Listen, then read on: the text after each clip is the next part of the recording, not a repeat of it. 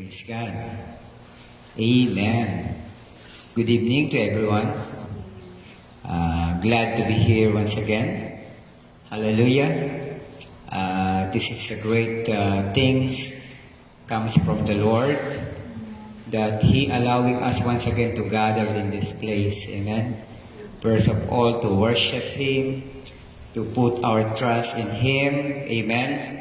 And of course, para po sa mga revelation ng ating Panginoon. At ako po ay nagagalak sapagkat sa gabi nito ay malakas tayo na pinagtagpo ng Diyos sa bahay-sambahang ito upang mulit-muli ay patuloy tayong humingi ng kalakasan sa Diyos buhat sa kanyang mga kapahayagan. Amen? Sabi nga, not by might, nor by power, but by the Spirit, saith the Lord. Amen? Kaya nga yung importante yung the saith the Lord. Ito'y napaka-importanting bagay. Wala tayong lakas, wala tayong kakayanan. Tayo lamang po ay humihingi ng kalakasan sa Diyos buhat sa mga kapahayagan. Amen? So, as we continue, nais ko po munang ibigay ang oras na ito at sandaling ito sa mga kapatid po nating maghahandog ng awiting pagsamba. Amen? Sige po, purihin po ang ating Panginoon. Glory.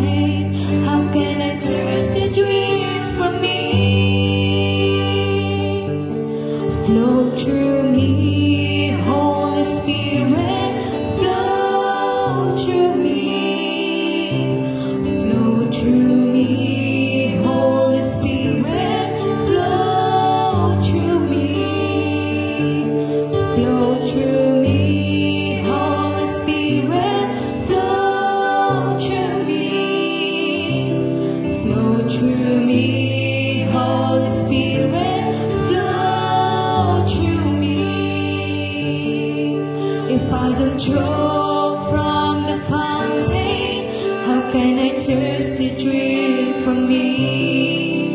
If I don't keep my eyes on Jesus Christ, then the blind will never see. To lead someone from far away, I need to walk close to Him each day. If I don't draw from the fountain, how can I thirst to drink from me? If I don't draw from the fountain, how can I thirst to drink from me?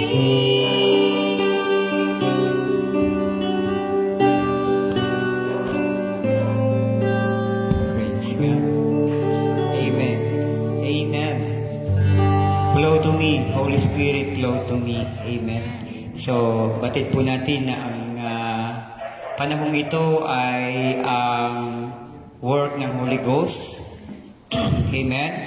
Sa huling kapanahonan ito, ang trabaho po ng Holy Ghost ang isa sa kumikilos sa ating panahon. Sapagkat ito nga po daw po yung perfection, right? Amen. At yung Holy Ghost po ang nagpapatibay po, nagbibindicate sa mga mensahe ng ating Panginoon. No? Kasi wala pong po pwedeng makapag-open sa atin kaisipan. Iban lamang po yung banal na Espiritu ng ating Panginoon. Amen. So, purihin po ang Diyos sa oras po nito. Ay inaanyayahan ko pong muli kayong mga narito ngayon at yung mga mahal nating mga tagapakinig ngayon o nakabview po sa atin na ihanda po natin ang ating mga sarili. At ito po ay isang napaka-importanting bagay. Tandaan po natin ang ating pong kalakasan ay mula sa Panginoon, sa Kanyang salita. Amen. At tayo po ay tinutulungan ng Panginoon. Tayo po ay nakakaranas ng habag ng Panginoon. It's depend po sa kung ano yung tinatanggap nating salita, no? Sa kapahayagan niya. Okay, so Hebrews chapter 7, beginning from verse 24 up to verse 26. So, 3 verses po ito. Okay, sabi po ganito, but this man, si Jesus po ang tinutukoy, because he continued ever, had an unchangeable priesthood. Wherefore, he is able also to save them to the utmost that come unto God by him, seeing he ever liveth to make intercession for them.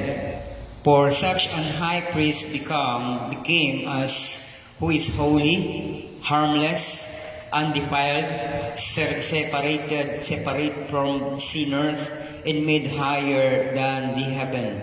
At sabi po sa Tagalog, mga kapatid, tatapat siya sapagkat namamalagi magpakailanman, ay may pagkasasordote siyang di mapapalitan. Datapwat dito naman siya'y nakapagliligtas na lubos sa mga nagsisilapit sa Diyos sa pamamagitan niya.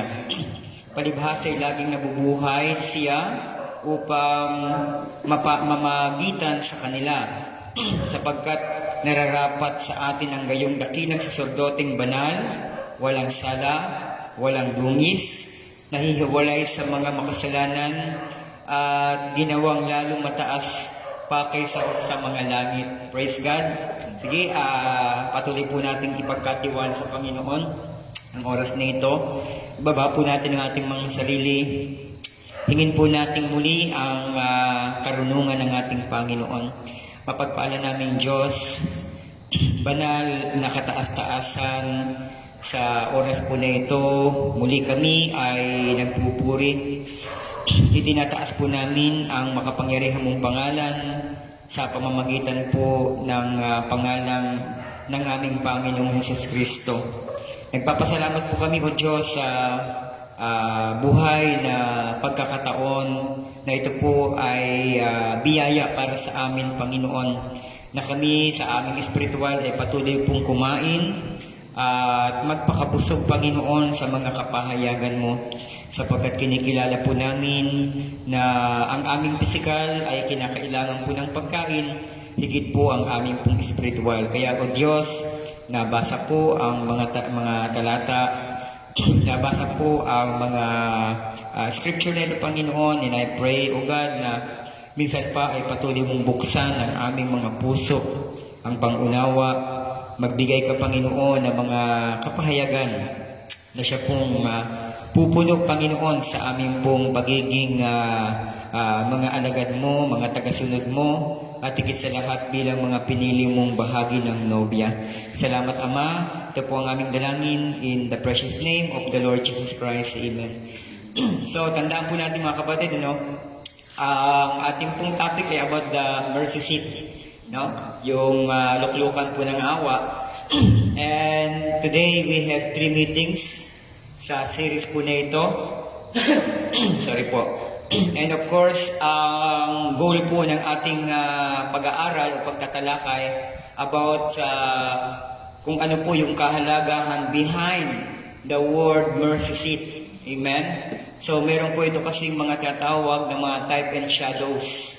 Meron po itong mga bagay na kumukumpirma sa kapanahunan natin ngayon. Amen? At alam naman po natin, ito po ay galing po, Ito po ay naidisenyo, Naganap na noong paman sa panahon po ng lumang tipan. Amen?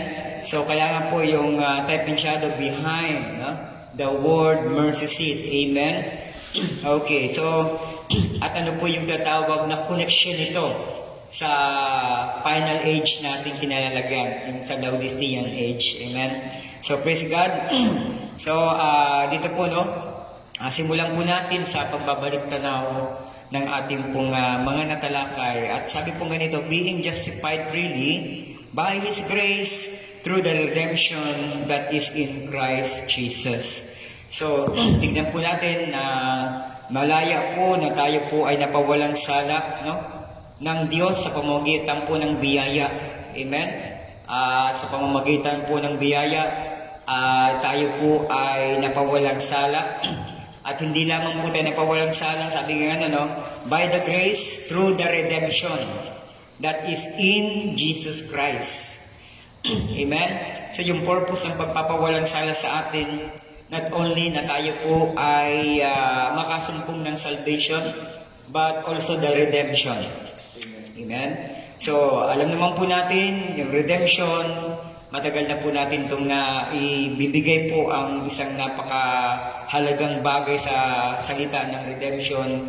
In other words, yung nasa Kanya na ito noong pa, ibabalik lamang sa Kanya. Sabi nga, ipoposition lamang muli sa Kanya. Dahil po sa tatawag na pagpapawalang sala, malayang pagpapawalang sala, sa pamamagitan ng biyaya. Amen? At alam naman po natin, yung grace si Jesus. Amen? Siya yung nagdugtong sa atin.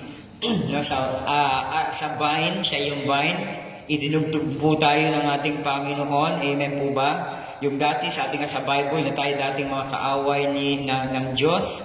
Subalit dahil po sa kamatayan at kayamanan ng habag ng ating Panginoon ay Kanyang ipinagkaloob, para sa atin ang isang napakahalaga na bagay. Ito po ay ang Kanyang salita. Amen? At alam naman po natin na ang Kanyang salita ay nagkatawang tao. At ito po ay, sabi nga, ito po ay naaaring ganap bilang biyaya sa ating pong kaligtasan, sa ating pong pagpapanauli o pagtutubos. Okay, another one, who gave Himself a ransom for all to be testified in due time. Tignan niyo po mga kapatid, So, who gave Himself a ransom. Binigay niya ang kanyang sarili bilang kapalit o kabayaran. Amen? At yung kabayaran na ito, alam naman po natin, ito ay sagisag ng buhay. Ibinigay niya ang kanyang sariling hininga, ang kanyang buhay. Amen? Upang kasi kaya nga biyaya Pag sinabing biyaya,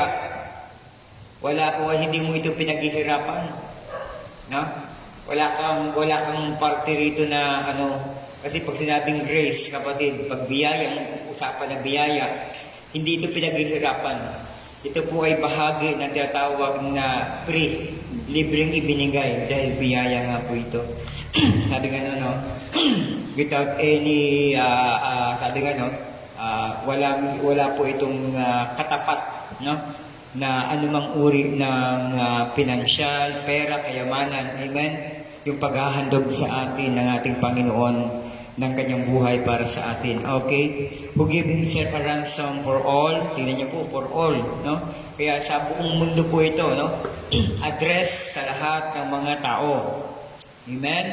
Predestinado man, make-believer man, o unbeliever man. Amen? Lahat po yan, no? Nakalagay po ito sa plan of redemption ng ating Panginoon. Amen? Na ang lahat ng tao ay mga ligtas. Dahil po sa tinatawag na grace na ito. At sabi pa nga ito, panibago na naman po, no? Sabi, the blood lays on the throne and is a mercy seat for every sinners that's seeking mercy. So yung dugo ay napahid doon po sa ibabaw ng trono, no? And it's a mercy seat for everyone. Sabi nga, no? The sinners, ay yung dugo ay naiwisik, nailagay doon daw po sa trono, which is yung tinatawag na ito po yung nagpapalubag ng galit at puot ng Diyos. Amen? Ito po yung nagpapalubag, ito po ang nagiging dahilan upang humupa yung puot ng Diyos, yung kanyang galit dahil sa pagsalansang, no, ng sangkatauhan, no, sa mga pagkukulang. Subalit dahil nga po sa blood na ito, no, na sumisimbolo sa paghahandog, pag-aalay, no, for our justification, for our redemption, amen, ay nabubuo po ang lahat ng tatawag na mga bagay na may kaugnayan sa kalooban po ng ating Panginoon. Amen? And last, sabi ganon, He was God. Si Jesus na po ay Diyos. The suffering and the atonement, no? Ang paghihirap at ang pagtutubos, pagbabayad sala. He was the genuine mercy seat standing in full view. Siya daw po ang tatawag na luklukan ng habag na nakatayo, ibig sabihin, kitang-kita po siya in full view. No? Hayag na hayag po siya. Yung kanyang tatawag na pagkabayubay sa krus, no? Ito na po yung mercy seat. Amen? Sa Old Testament time, ito po ay kinapapalooban ng tatawag na Ark of Tabernacle, no? Ark of Covenant, Ark of Covenant, doon sa Tabernacle. Amen? Okay? At yung Ark of Covenant na ito, ito po ay dahil po sa habag at biyaya ng ating Panginoon, kaya niya pinagawa ito kay Moses. No? Amen? Ito po yung dahilan kung paano po nakasurvive po ang mga Israelites, no? Sa lahat ng mga laban, sa lahat ng mga challenges nila, no? Tingnan niyo po yung Jericho March, no? Sa Jericho March, di ba? Ano po yung nauuna doon? Yung mga priest na may dala po na Ark of Covenant, no? At pinangungunahan ng mga trumpeters, no? Yung mga ito po yung mga manunugtog. Amen? At dahil po sa biyaya na dala-dala nila, amen, ay gumuho 7 times, inikot nila. Umikot sila doon 7 times, no, sa Jericho, no? Jericho Wall of Jericho, sabi gano'n. Then tingnan niyo po kung ano po yung ginawa ng ating Panginoon. Amen po ba? Dahil po dala-dala po nila yung Ark of Covenant na ito. Amen? At sinabayan pa ng pagsamba. So, kaya nga sabi nga, no, si Jesus daw po, He was the genuine mercy seat standing in full view. In our time. Amen? In our age. Amen? So, alam naman po natin na wala pong ibang way Amen? Kaya nga sabi ka na, waymaker. Amen? Si Jesus lamang po ang tagapagkaloob ng daan, tagapagbigay ng daan, upang ma-reconcile po tayo. Amen? Upang ipanumbalik tayo, magpanauli tayo sa Ama. Amen. So ngayon po, dadako na po tayo sa ating pong Bible reading. Sabi ganyan sa ating pong unang nabasa sa talata na 24, but this man, si Jesus, because he continued ever, sapagkat siya daw po ay namamalagi magpakailanman, had an unchangeable priesthood, at meron daw siyang pagiging priest o sacerdote na hindi daw po mapapalitan. Amen? Unchangeable. Amen? So, siya po ito. No? Kaya ngayon kanyang pagiging priesthood about kay Melchizedek. Amen? Si Melchizedek, alaman po natin, ito po yung kumakatawan kay Jesus. No? Wala po si Melchizedek, wala po siyang pinanggalingang, walang history ng kanyang buhay. Amen? Basta siya po ay priest. Kaya dito po sa New Testament, sinabi ngayon, pagiging sacerdote na kagaya niya ang pagkasacerdote ni Melchizedek. Amen. So, praise God. Sa verse 25, sabi ganyan, sorry po. Therefore, he is able also to save rather them to the uttermost that come unto God by him.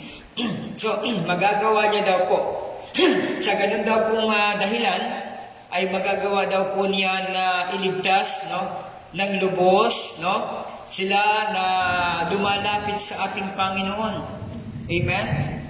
So kaya tignan po natin, may part po talaga ang desisyon ng tao, ng pisikal. Amen po ba? Hindi po dadaan ang predestinado, dadaan po siya sa tatawag na isa pong kondisyon ng pagpapasya upang mailapat po ang kanyang sarili sa design ng ating Panginoon. Amen? Kaya sabi nga wherefore he is able, no? Gayon nga, dahil dito sabi nga magagawa niya na iligtas sila na mga lumalapit sa Diyos. Amen po ba? Okay? Seeing he ever lived to make intercession for them. So, nakikita daw po na siya po, palibasa siya, nakikita daw po na buhay, no? Ang magpakailanman. Amen? Upang maging tagapamagitan ng tao sa Diyos.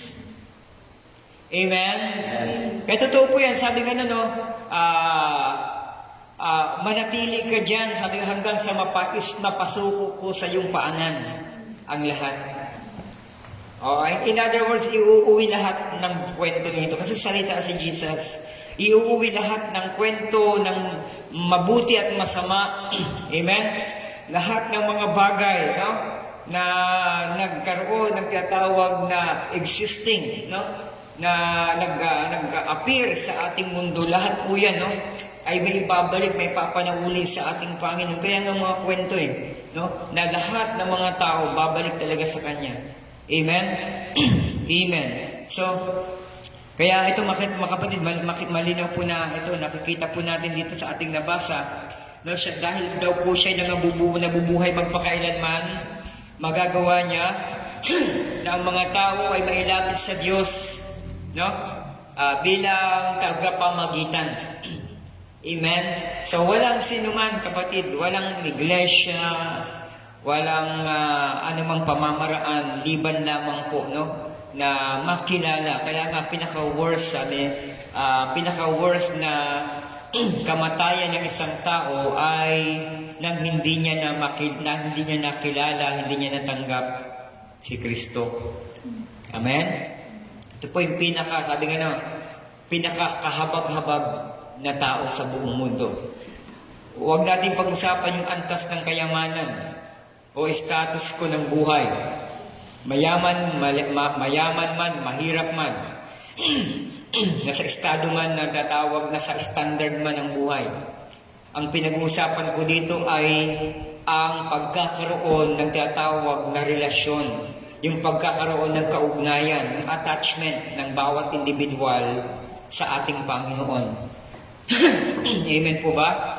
Kasi walang po pwede mag-intercession sa atin, no? Kundi ang ating Panginoon, sapagkat siya po mismo ay ang salita ng Diyos. Wala pong bagay, wala pong sinuman, no? Walang tao, tandaan po natin, walang tao na po pwedeng maging handog para sa katubusan ng lahat ng nilalang ng sangkatauhan. Amen? Walang nilalang, tandaan niyo po. Walang nilalang, no? Ang pupwede na makapagligtas. 5 lamang sa may lalang. Amen? Bakit ka mo? Ba't sinabi kong may lalang? Si Jesus naman may lalang Siya yung may lalang. Bakit ka mo? Sabi nga no, walang bagay na nalikha sa mundong ito nang hindi sa pamamagitan niya at para sa Kanya. Di ba? So tingnan niyo po mga kapatid ng Panginoon, lahat ng bagay sa Kanya. Amen? Praise God. Okay. Verse 25. For such an high priest became us, who is holy, harmless, undefiled, separate from sinners, and made higher than the heaven. So, purihin po ang ating Panginoon. Sabi nga na, no? So, sapagkat siya daw po ay nararapat, no? Sa atin, amen? Sa kanyang posisyon bilang pong saserdote. Yung kanyang posisyon, tandaan niyo po, no? Yung kanyang stand, yung kanyang kalikasan. Nakita niyo? Yung kanyang kalikasan, yung kabuuan ng kanyang kalikasan, ito yung aangkop, ito yung umaangkop. Saan? Sa atin bilang high priest. Amen? Bilang dakilang saserdote po natin. No? At siya daw po sabi, holy. Tandaan po natin, Diyos lamang po yung banal. Amen? No? Walang ibang banal, kundi ang Diyos. O, kaya makikita po natin dito sa Book of Hebrews chapter 7, verse 26, si Jesus sinabihan ng banal. Amen? So ito po yung angkop na angkop sa kapahayagan patungkol sa larangan at kalikasan ng Diyos. He is holy, no? Sabi nga na blameless, walang pagkakasala, walang dungis. Amen po ba? Walang makikita na mga bagay na hindi aangkop sa anyo ng Diyos. No? Lahat ng bagay na sa Kanya. Yung kanyang kalikasan, nang siya nagkatawang tao, ang kanyang pisikal, handog, amen? Ang kanyang kapahayagan, ang kanyang bibig, amen? Ang kanyang desisyon sa pang-araw-araw, nang siya ay nasa ministry, amen? Under the ministry ng redemption, amen? Amen? Ginawa niya lahat ng ito, lumakad siya bilang isang banal, amen po ba? Bilang isang, bilang isang walang kasalanan, bilang isang, walang dungis, walang karumihan na makikita sa Kanya. Amen po ba? Bagamat may mga pagkakataon na makikita po natin na siya'y nagugutom, siya'y umiiyak, siya'y natakot. Amen po ba? Yun ay kalikasan ng Kanyang pagiging 100% na tao. Amen? Kasi totoo naman yan, inaamin naman po natin, no? Siya po ay naging tao, hindi po siya tao. Naging tao lang, pinaging dapat na tao, amen po ba? Upang sa larangan ng kanyang pagiging tao, ay may sa katuparan niya ang mga bagay na magbibigay po sa atin ng kaukulang pagkakaunawa sa kalikasan ng Diyos. Amen. Okay, so magbabasa po ako ng quote. Ang title po, The Unveiling of God. No, ito po ay inipahayag 1964, wala pa. 1964 po pinanganak. Okay, 1964. Ang sabi po ganito. If a man walked through that veil, it was sudden death. Kung ang isang tao daw po ay lumalakad sa pamamagitan ng talukbong, amen? Meron daw po itong bigla ang kamatayang darating. Amen? Kasi nakatalukbong. Subukan mo yung isang driver nagmamaneho. Talukbungan mo yung kanyang daraanan. No? Mababangga yun. Tiyak po yung kapahamakan. So, ganun din daw po ito. Nilalarawan po ng mensahero na ang sino man daw po na lumalakad, ibig sabihin naglilingkod. Kasi yun po yun eh. No? No? Lumalakad, naglilingkod sa Panginoon na nakatalukbong. Ibig sabihin, nagseserve lang sila pero sila po ay walang pangunawa. Nakabail, nakabelo, nakatalukbong. No? Yung po, sabi nga it was sudden death. No? Kaya kapatid, napakahirap to talaga mga kapatid sa Panginoon. Na kasi po kapatid, pagka hindi po talaga vindicated ang word, no? Na nagiging pananampalataya, nadidinig kasi yung nadidinig ng mga tao, mga Kristiyano, yung po ang nagiging pananampalataya. Andiyan ba kayo? Amen? So kaya nga po kung mali po, no? Kung wala pong actually lahat naman ng word tama, lahat ng mga scripture, lahat ng nakasatala sa banal na kasulatan sa Bible, no? Tama lahat po 'yon. Amen. So ang sa atin po dito ay yung tinatawag na pagkasi ng banal na espiritu. Amen po ba? Kaya nga yung veil, yung nakatalubong, bakit ka mo nakatalubong? Kasi ang Diyos lamang po makapag-o-open ito sa mga tao. Amen? Through the power of the Holy Ghost.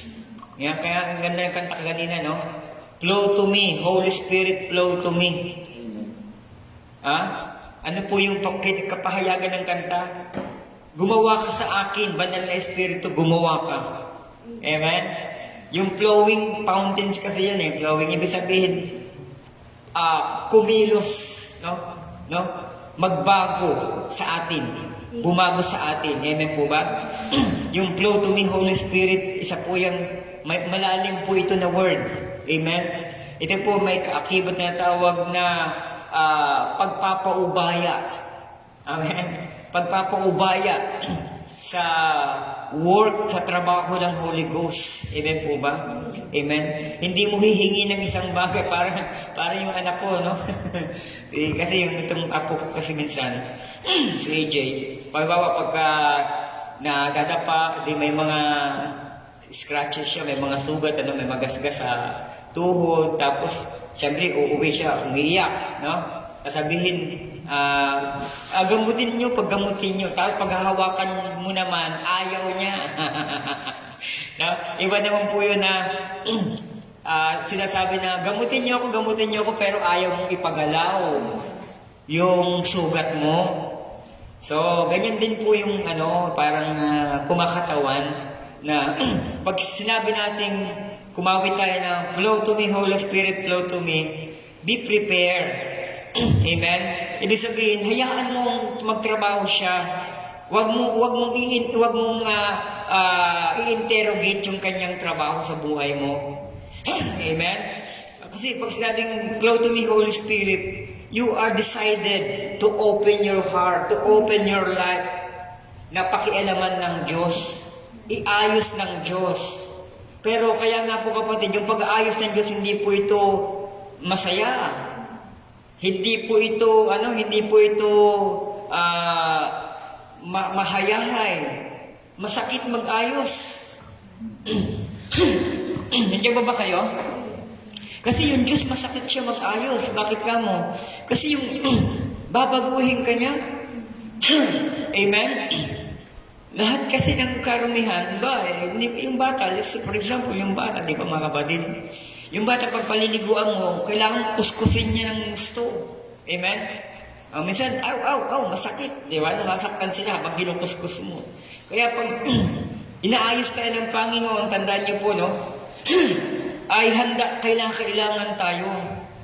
Basta't alam mo, makinig kayo, alam mo na ikaw'y tumatayo sa tinatawag na paghahari pangunguna ng Diyos.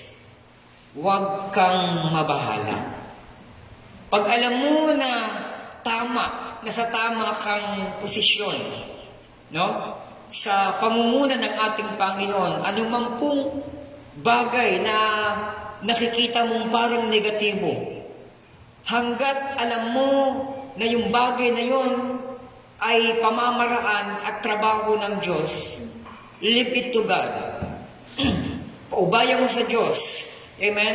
Kaya sabihin mo na nasakit, parang ang resulta ay parang masakit, parang hindi mo gusto ang maging resulta. Leave it to God. Hayaan mong magtrabaho siya.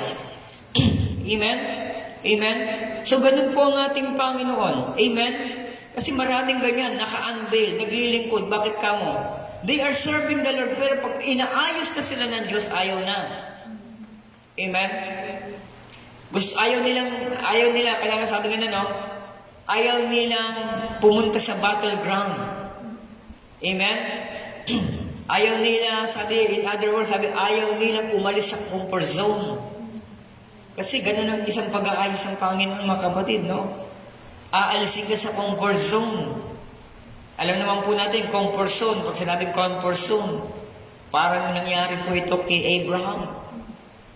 Nasa comfort zone na siya. Bakit ka mo? Yung ipinanganak si Isaac. Nang ipinanganak si Isaac, no? Kung makikita po natin, yung comfort zone niya, yung buhay niya, umikot na kay Isaac, no? Hindi ba kayo? Diba? Andun na yung buhay niya, pero hindi niya alintana na meron siyang covenant. Hello? Meron siyang pakikipagkasundo sa Diyos. At ang pakikipagkasundo niya, sabi ng Panginoon, gagawin kitang ama ng maraming bansa. Hindi lahat ng bansa. Maraming bansa, hindi lahat ng bansa. dito mo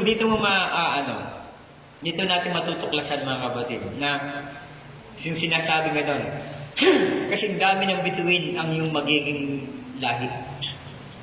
At ikaw ay magiging ama ng maraming bansa.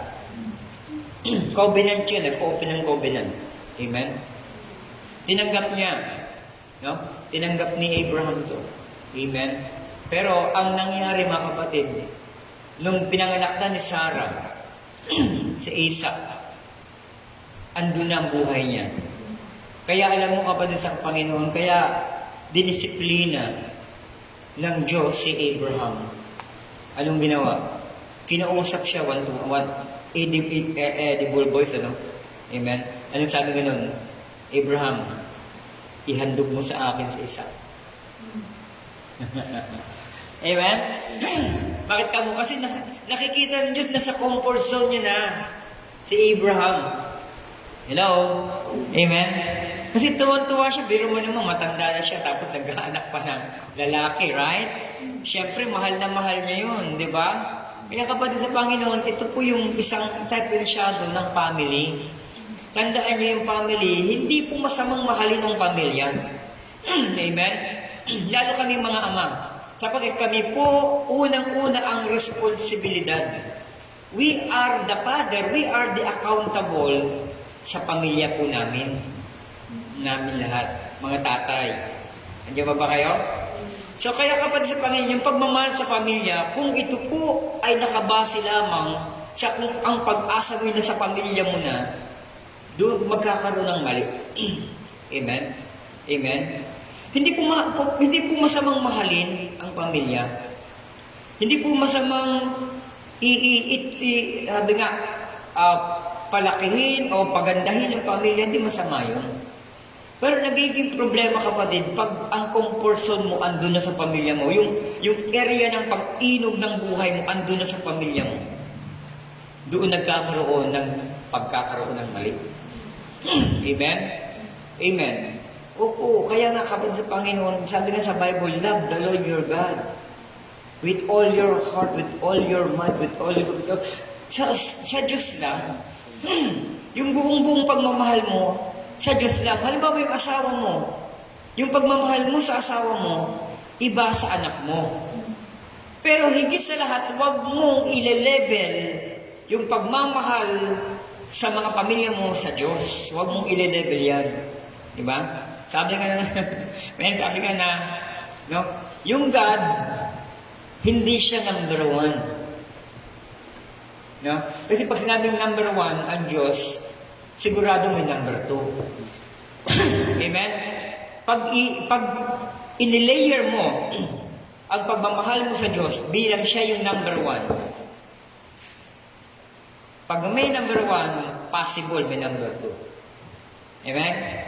Kaya dapat sa ating pamilya, God is only one.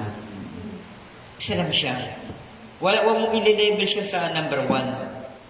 Kasi pag number one, possible talaga, totoo yan, may number two. Amen?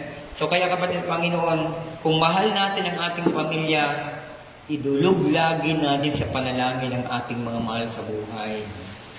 Amen? Yung pagbibigay ng mga mabubuting bagay, no? Yung mga temporal na mga bagay, ito isa lamang kumakatawan para may pakita mo na sila ay mahal mo. Ito yan. Amen? Pero, tandaan mo kapatid, hindi dyan natatapos ang kwento ng buhay mo. Diba? Kaya, alam mo, yan ang ginawa ng Panginoon. Ulitin, babalik ko kay Abraham. Pinahandog niya. Walang magagawa si Abraham. Amen? Kasi, naka-label siya roon. Amen? Nandoon siya, pinaremind sa kanya ng Panginoon na may covenant ka sa akin. Pinaalala. Di ba? Sabi ka na, ihandog mo sa akin si Isaac. No? Yan nangyari, madaling araw, nagbangon sila. Kinausap niya si Sarah.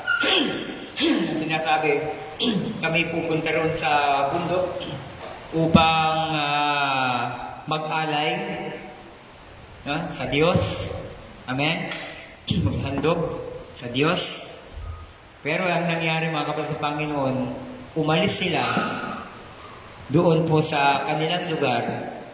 Ang kasama lang nila panggatong, apoy, at silang dalawa. Kaya mismo si Isaac nagtanong sa kanya, Ama, meron na tayong panggatong, meron tayong apoy. Nasaan yung handog? Kaya yung bata, alam niyo, bata pa lang dapat alam na nila yung kalakaran ng patungkol sa paglilingkod sa Panginoon. Tingnan mo, bata pa si Isaac, nakikita niya na asan yung handog siya, nagtanong, diba? Sabi sa Bible, sabi sa Scripture, nagtanong siya. So, bata pa lang si Isaac, na-develop na siya sa ganung sistema ng paghahandog. Amen? Pero nangyari, no?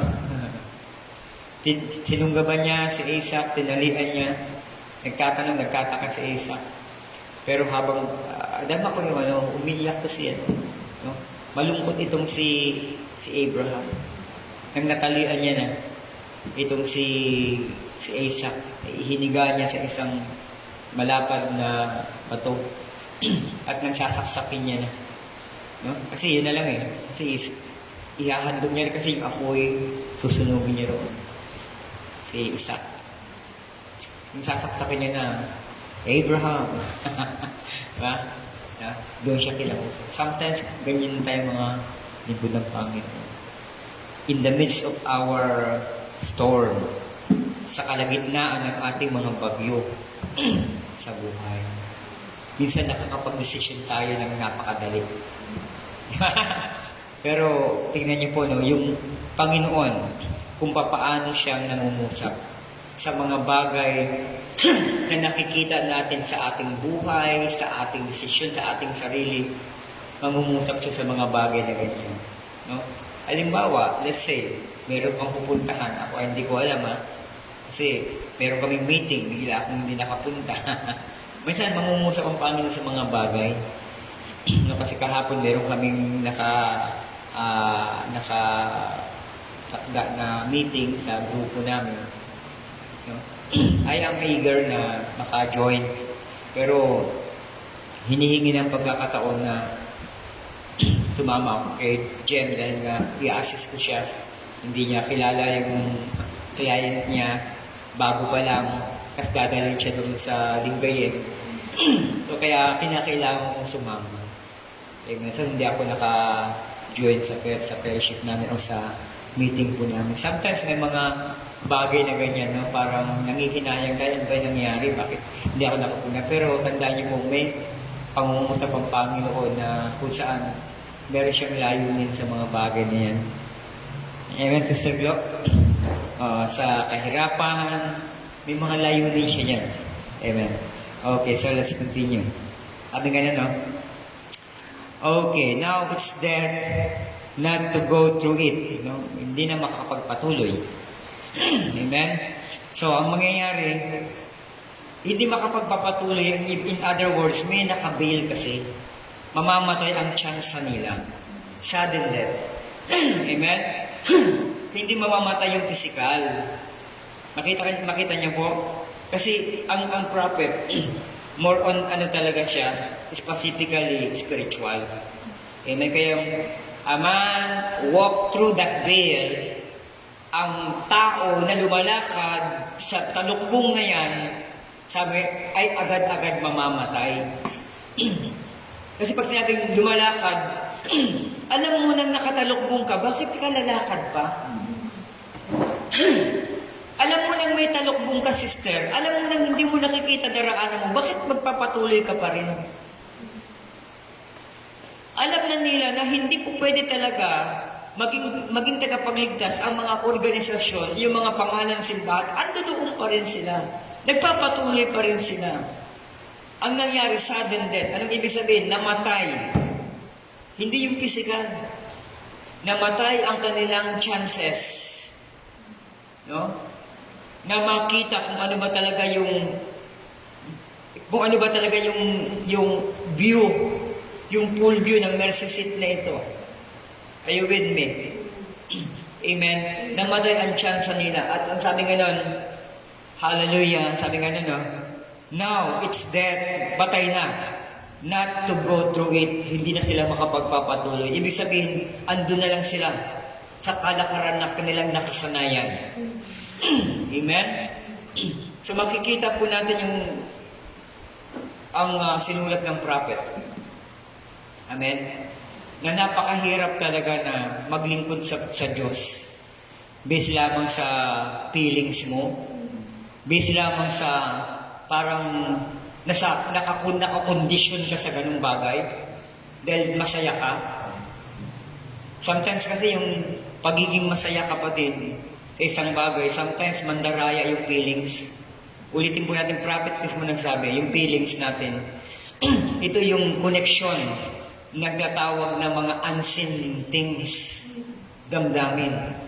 Amen? So, kaya nga yung feelings, ito yung nagiging communication natin. No? Either sa spiritual realm, no?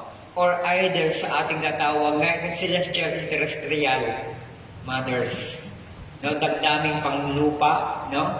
Diba? Katulad yung mga pagnanasa masama, damdamin yan, feelings yan. Diba? Yung pagnanasa sa kayamanan, pagnanasa sa mga bagay na may kinalaman sa satisfaction ng isang tao, feelings yan. Kasi hindi siya magkakaroon ng interest pag hindi siya nagkaroon ng damdamin sa isang bagay. Kaya siya may interest sa isang bagay dahil nadarama niya ito. Amen? No? Ngayon, pag ang nadarama po natin ng isang tao, let's say for example, ang kanyang damdamin ay para magpayaman, para magkaroon ng magandang buhay. So, andun siya nakakonect. Doon lamang siya nakakonect, sister. Nakita nyo? Diba? So, damdamin kasi. Amen? So, kaya nga po kapatid, kung ang damdamin po natin ay nakabase sa kung ano ang sinasabi ng salita, kahit gaano po yan ka-critical, kahit gaano po yan parang nakahang, huwag kang matatakot. Hindi natakot si Jesus na nakita niya yung cross. Amen? Amen? Nagkaroon siya dyan ng pangitain. Oo nga, sinabi niya, Ama, hanggat maaari, alisin mo ang sarang paghirap. Tignan niya po, pero sabi niya, but your will be done. Doon siya nakadesign. But your will be done. Diba? Ibig sabihin, anytime po pwede, tama sinabi ng devil, pwede mong mautusan yung mga anghel mo para ikay iligtas. Diba? Na pag nahulog ka, mapatihulog ka dyan, utusan mo yung mga anghel mo, andyan agad siya eh. Kasi may mga anghel ka. May ganoon, di ba? Yung that time, yung vision na yun, kung pwedeng makita yun, pwede yung utusan yung mga anghel. Ito mga Roman soldier na ito, pagpapatay nyo na nga. Kasi ito yung hahampas sa akin, ito yung magpuputo ng koronang tinik sa akin, patayin nyo na lang. Utusan nyo, pero hindi. Ano sabi niya? Your will be done. Di ba? Kaya nga nagkatawang tao si Jesus, alam nyo pa, ito yung nature natin. Ito mismo ang example. Yung pagiging buhay ni Kristo as physical, ito mismo ang wangis na kinakailangan lumabas sa atin, mag-project sa atin, yung damdamin ni Kristo. Kaya nasabi nga nun, maging kalaraw, kawangis niya tayo. So, ibig sabihin, yung kanyang desisyon, yung kanyang pamumuhay, andi dito. Kasi ito tayo, doon tayo babalikan. Walang ibang mabuting halimbawa kung nabuhay na pagiging isang, sabi nga isang buhay na ganap at kasiya-siya. Diba? Walang iba kundi ang pamumuhay na kagaya ng Kristo. Diba? Sabi nga isang buhay na ganap at kasiya-siya. I know the plan that I have for you, says the Lord, to give you hope. Ha? Diba? Isang buhay na ganap. Yung buhay na ganap, alam niyo po ba, hindi po ito pang material things. Yung buhay na ganap, to be conformed kay Jesus, sa likeness ni Jesus. Yun ang pagiging ganap, kapatid. Buhay. Ang buhay natin, not speak about our natural birth. Ang buhay natin hindi nakapokus sa natural birth natin. Kasi pag sinabing kayamanan, natural yan eh. Temporal matters. Dito yan. Yung pagiging ganap, pag sinabing ganap, speak about to be conformed like Jesus. Buhay na ganap at kasiya-siya. Kasiya-siya hindi for your own feeling, but kasiya-siya sa Kanya. Siya'y masisiyahan, hindi ikaw. Necessary. Si God ang sentro ng kagalakan. Hindi yung feelings natin. Amen? Kaya nga hanggat maaari dapat sabi nga, kapatid, kinakailangan everyday, may nababago sa atin, sa attitude natin. Importante yan. Kasi pag bumalik ang ating, sa pagbalik ng ating Panginoon, tandaan nyo, tayo ang maghihintay doon sa anapaa. Pag nakaposisyon na tayo lahat doon siya babalik, doon siya pupunta. Hindi siya maghihintay doon. Hindi siya maghihintay doon. Sabi sa Biblia, yung mga saints, na mga nangatulog na hindi tayo magiging hindrance, sila yung unang pupunta. And afterward, tayo na. In other words, wala pa si Jesus. Kaya ang sabi nga yung tatawag na midnight cry, magsipaghanda na kayo, papadating na ang lalaking ikakasal. Hindi pa nakita. Pero meron ng warning. Amen? May warning. Midnight cry. Amen? So ito po ito, to be conformed like Jesus Christ. Pag sinabing maging kagaya ni Jesus, speak about yung tinatawag na sacrificial offering.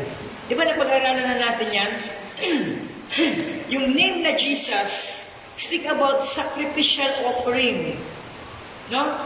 Lamb is slain, Jesus. Pero pag sinabing Christ, ibang usapan po yan. Diba? He is the anointed one. Pag sinabing anointed one, kapatid, may sapat siyang capacity. Amen? Para ikaw po ay kanyang proteksyonan. Para ikaw po ay kanyang ayusin. Siya yung tagapag-ayos. Yung redemption, nasa pangalan ni Jesus. Pero yung gumaganap ng redemption na ito, about the presence, yung move ng Holy Ghost, through the message. Sa mensahe. Hindi siya makapag-move pag empty yung salita, empty yung isip mo sa salita. Hindi siya ano yung magiging access mo sa Kanya? Pangalan? Sabi sa Bible, hindi lahat ng tumatawag ng Panginoon. Ang magiging access mo para makapag-move ang Holy Ghost, yung pinaniniwalaan mong nadidinig mo na message, yun, doon siya tumutulay. Doon siya nakapagtatrabaho, sister. Sa kung ano yung pinapaniwalaan mo, sa kung ano yung tinanggap mo, sa kung ano yung pinamumuhay mo, sa kung ano ang nasa ebidensya ng napapakinggan mo, faith comes by hearing the word. Kasi yung faith, ibig sabihin, kaya siya makapag-move, may freedom yung Holy Ghost na magtrabaho sa faith mo. May kalayaan ng Holy Ghost na magtrabaho sa faith mo because you heard the word. Then pakinggan mo yung salita. Doon malaya na makatutuloy access mo sa Holy Ghost. Hindi mo po pwedeng maging access yung pangalan simbahan mo.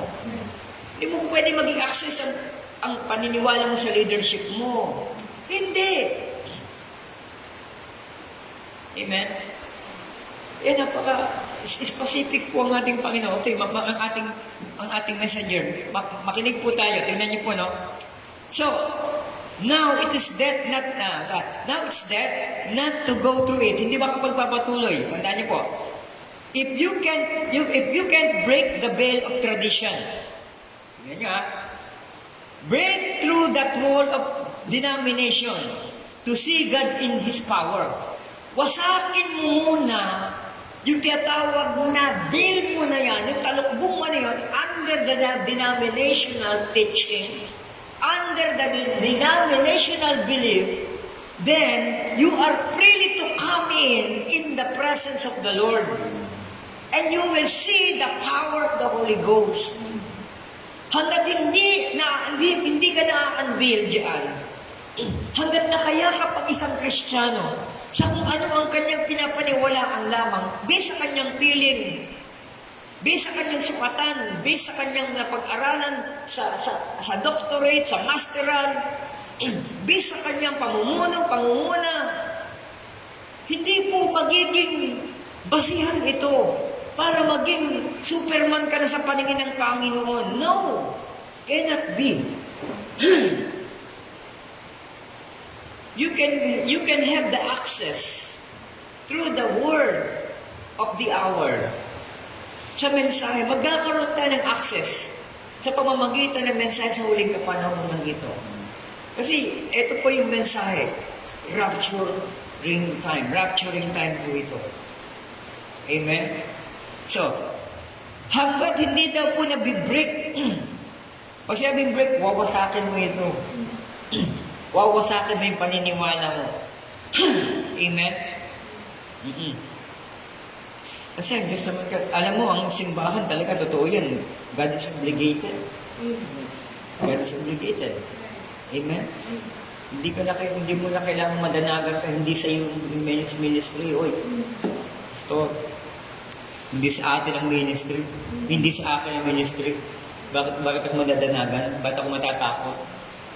Kasi kung ito talaga sa Diyos, amen? Diyos ang bahala dito. Siya magpapakain sa kanyang mga tupa. Siya magbibigay ng lakas sa mga pastor niya. Amen? Amen? Hindi mo na kailangan maghanap pa ng isang pamamaraan based sa idea ng tao. Amen? Okay. Sabi ganun. Hallelujah. Break through that wall of denomination. Wasakin mo ang pader ng denominasyon. Denomination is speak about to domain. Pag sinabing denomination, ito yung may nagtanong sa akin yan ba yung mga currency ng denomination? Hindi, kasi to domain. Yung pinangungunahan. No? Denomination, yung paghahari, yung pagiging overseer, yung pagiging headship ng tao, hindi ng Diyos. Amen? Sabi, to see God in His power. No? Amen? Okay. Once where it was death to go in, now is death to stay out. No?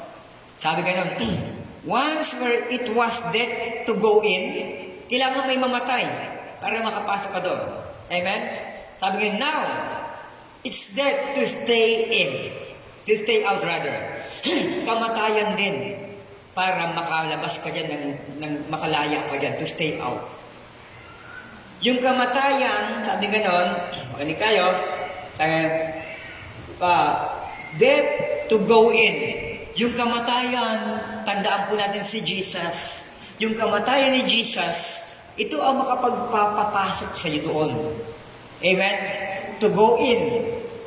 Yung kamatayan na yan, yung minsan lamang na kamatayan na yan, once lamang, ito ang magiging dahilan para makapasok ka. Ang kamatayan ay si Jesus. Ngayon, kamatayan din ang paraan para makaalis ka talaga dyan.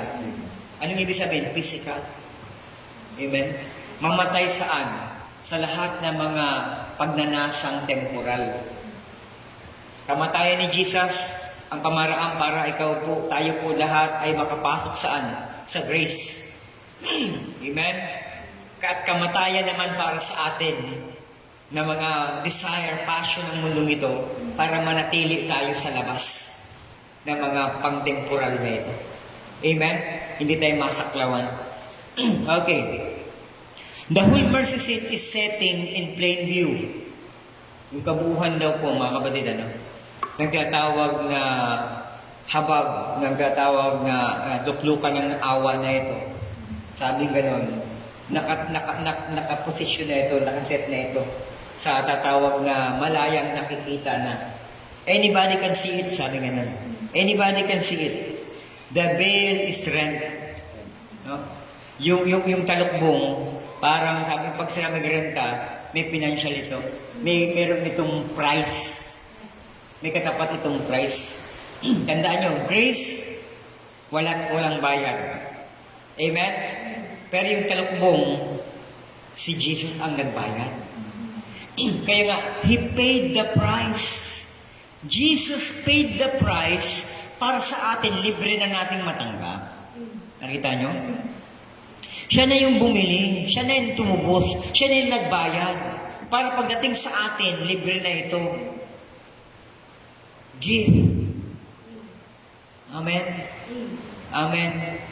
Pero yung gift na ito, yung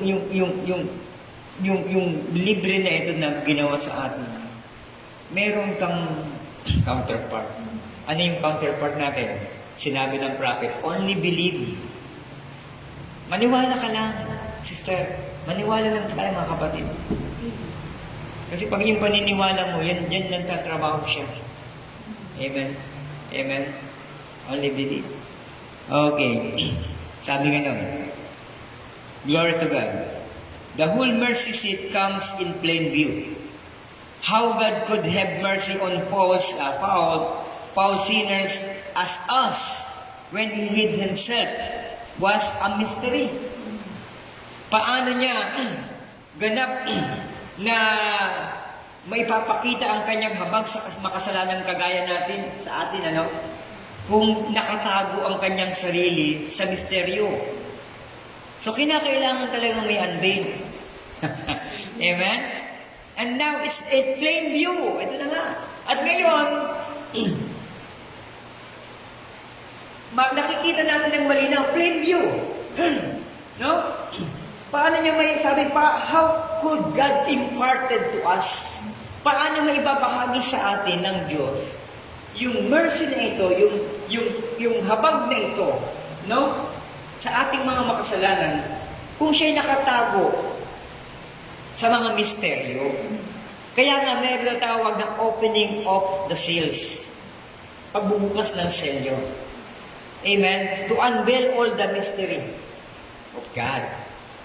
Amen? Kaya in full view, sabi ng prophet, in full view, and then ganda siya. Amen? Kitang-kita na yung kahalagahan ng cross na ito as a mercy seat sa ating kapanahunan.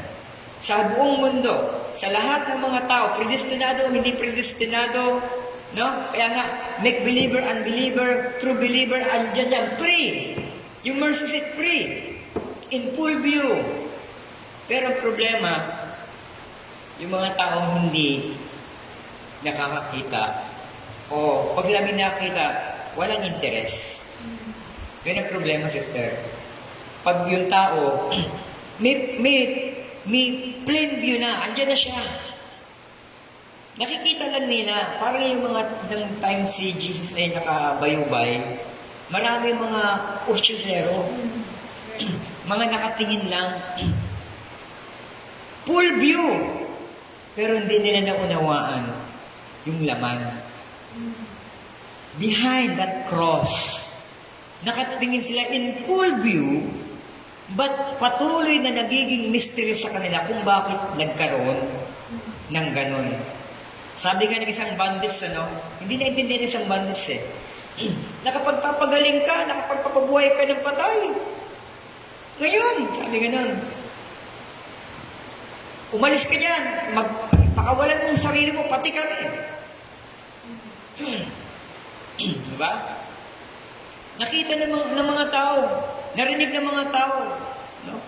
Pero nakita po natin in full view, mystery, nabuksan yung mystery para sa lahat ng predestinado. Pero nananatili, kahit naka-full view, nananatili pa rin itong mystery sa mga taong, ulitin po natin, walang interest. Bakit walang interest? Sapagkat walang pahid. Bakit walang pahid? Nabuhay lamang according sa gusto ng tao. Amen? Kasi ang clear naman na based basihan natin, kasi sabi nga nang napag-aralan po natin last Sunday, no? Pati yung pagiging physical, no? Predestinado na rin pala ito. Pati yung ating katawan, no? Sa million of egg cell ng mga babae, amen? At potential yun ng mga tao, gusto ko ni-review kayo doon, potential yun na maging tao, lahat yun, yung mga eggs na yun. Million of millions ang doon yun.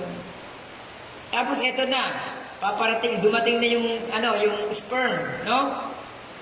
Yung sperm, siya yung bubuhay, siya yung gaganap upang maging ganap na tao, yung egg cell na yon. Sabi ng prophet, marami naman sa paligid, marami namang potensyal na maaaring kapitan ng sperm. Diba? Bakit hinanap ka ng sperm? Sa dami-dami ng mga potential na maging tao, million na egg cell, yun po potential silang lahat na maging tao. Pero bakit itong sperm cell ng lalaki, ikaw hinanap sa million. Ngayon, pag yung nahanap ka na, mag-emerge sila. So, ibig sabihin, nakapredestinado na rin yun. Yung nag-merge kayo, yung sperm cell at egg cell ng babae, unti-unti, habang nade-develop yun, yung mga egg cell na nakapalibot doon, unti-unti mababanish, madidissolve, matutunaw. Why? To give way, yung nabalutan, ikaw na nabalutan. At sabi ni King David, nasa tiyan pa lang ako ng bata ng aking ina, hinuhubog mo na ako. Kilala mo na ako, hinuhubog mo na ako. Alam niya. Kaya may mga revelation nito, mga lingkod ng Panginoon, mga Old Testament saints. May mga revelation sila. No? Matitindi yung mga revelation nila. Pero sa atin, type and shadow sa kanila. Yung trabaho doon ng God sa kanila, yung revelation po nila, totoo po yun. Pero yung full revelation about sa tatawag na Book of Redemption, andi dito sa atin. Dinadagday na, kaya nalikha yung Old Testament Old Testament na book na ito, hindi para maging kwento. To find out the evidence ng mga ginagawa ng Diyos sa panahon na ito. Kaya ito sabi ng ating Panginoon, hinahanap nyo sa banal na kasulatan, no? Yung tinatawag na buhay. Kasi alam nyo, buhay yon yung banal na kasulatan. Pero lahat lang yan, nagpapatotoo patungkol sa akin. Kasi ang kausap niya, remember, mga Israelita, mga Hudyo. At alam naman natin mga Hudyo, wala silang New Testament. Andun sila sa Old Testament time. Minention ni Jesus, hinahanap niyo yung, nagbabasa kayo, sinasaliksik niyo yung banal na kasulatan, Old Testament time, Old Testament book. Sinasaliksik niyo yung banal na kasulatan, Old Testament book. At sapagkat inyong inaakala na mayroong buhay yun. Pero hindi niyo alam lahat ng yan ay nagpapatotoo patungkol sa akin.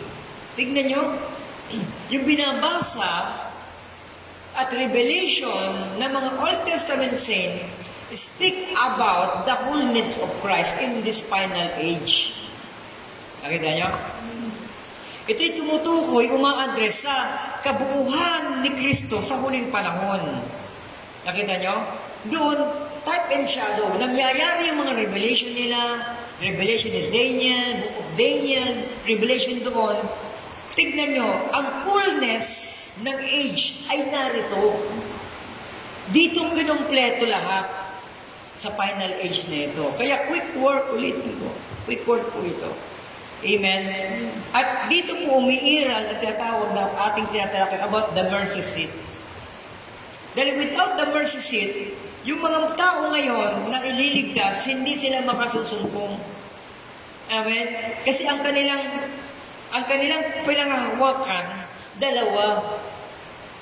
Ano yun? Mercy and grace. Yung blessing, tandaan niyo po, para po ito exclusively sa bride, sa bahagi ng nobya. Amen, amen, amen.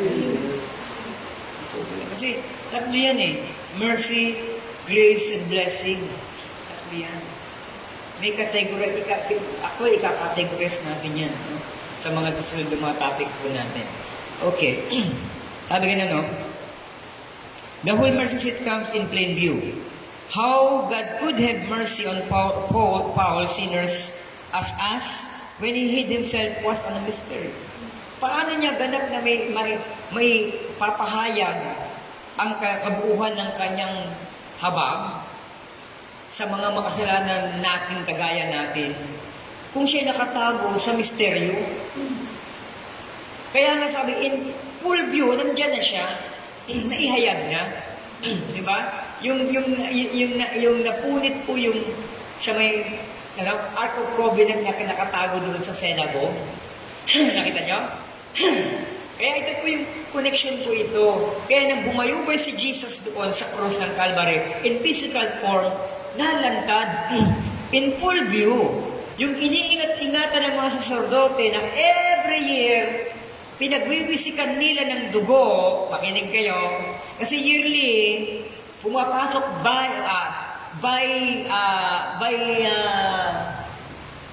ano po ito? By tribe. Kasi yearly, may mga tribe, hindi basta-basta papasok ang ang sacerdote doon sa tatawag na Ark of Covenant para magwisik ng dugo. Meron pong assigned priest in every tribe. 12 ang tribu ng Israel. At lahat sila, sunod-sunod sila, yearly, iba-iba na tribu ang naghahandog. Diba? Diba? Ganun yun. Kaya kung gusto mong malaman kung kailan pinanganak si Jesus Christ, tignan mo yung naghandog sa that time naghandog kapanganakan. Sino ang naghandog doon sa loob ng Ark of Covenant? Sa panahon na yun. Kasi yearly yun, may buwan sila. May mga buwan yan, makikita nyo rin yan. Amen? Yung mystery kasi andi dito sa Bible. Kailangan lang talaga yung tatawag na eye-opener through the Holy Ghost. Malalaman mo kung kailan pinanganak si Jesus. Depende sa naka-assign na priest sa panahon na yun. Kasi mayroong year sila doon. Amen? Okay, let's continue. It's always the Word. Amen? Sabi sorry po. Now, it's in plain view or in full view, revealed by His Word. Amen? Pinahayag ng kanyang salita. Yung nakabayubay salita yun. Yung nakabdi pa salita yun na nagkatawang tao in full view. It's always the Word. Constantly That is God. It's the Word that's opened it up. No? Amen? Yung salita yan, yan talaga ang magbubukas talaga. Open it up. If those people would have known the Word of God, that day, when Jesus died, they would have seen the mercy seat. Tingnan niyo po, no? If those people would have known the Word of God, kung sa panahon na yon, panahon ni Jesus, kung alam ng mga tao, yung kabuuan ng salita ng Diyos, sabi ganun, they would have seen the mercy seat. No? They would have seen who He was. Makikilala na, ma-identify nila kung sino itong si Jesus. Nakita nyo? Sa panahon daw ni Jesus, kung alam nila yung talagang buong salita ng Panginoon, kung na-unveil sa kanila yung kabuuan ng salita ng Panginoon, marirecognize nila kung sino yun. Pero anong nangyari? Sa mga alagad lang. Amen? Sa kanyang mga followers lang that time. Kasi may mga makababaihan din. Yung tatlong Maria. Amen? Diba? Virgin Mary. No? Si Mary Magdalene. No? Sa pang Mary. Amen? Oo. So makikita po natin dito, sabi nga, no, constantly, kung sa panahon ni Jesus Christ, sa kanyang kamatayan, kung alam ng mga tao daw to, kung meron silang understanding, kung hayag sa kanila, kung unveil sa kanila yung word, marirecognize nila yan. Yung mercy seat na yan. Amen? They would have seen who He was. Tignan nyo. Makikilala nila kung sino siya that time. Pero hindi. Nakatingin lang sila. Nakita nila, nag-aantay kasi ganyan mga tao, mag-aabang kung, ano kaya ito? Aalis kaya siya dyan na pagkakapako. Di ba? Ganyan yung mga tao. Tinitignan nila kung ano maging susunod na pangyayari. Kung totoo ba na ito nagpapagaling ito, bakit? Anong ginagawa niya dyan? Ba't hindi siya bumababa? In full view. Nakita nila in physical form, between the eyelid, nakita nila in full view, mayroon nakadipa, pero hindi nila nakita yung mystery doon behind. In full view. Amen? Praise God. Okay, ito. Okay, ito, purihan natin Panginoon. Sa oras to ay gusto ko po munang i-cut muna, temporary.